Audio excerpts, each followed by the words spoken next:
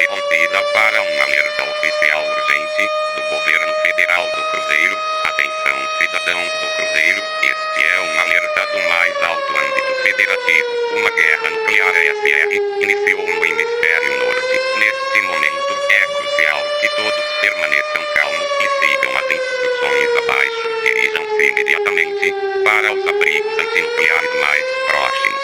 Caso não haja um abrigo próximo, busque abrigo em um local subterrâneo ou de estrutura resistente. Leve consigo suprimentos essenciais, como água, alimentos não perecíveis, medicamentos, rádio portátil, pilhas extras, documentos de identificação e itens de higiene pessoal. Mantenha-se informado através dos canais oficiais de comunicação. Evite espalhar boatos ou informações não confirmadas.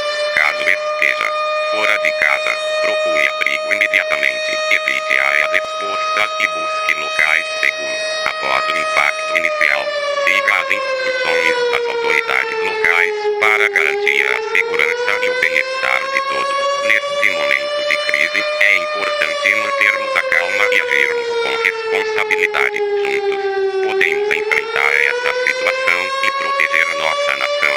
Fiquem atentos aos próximos comunicados. Governo Federal do Cruzeiro, cuidando do povo.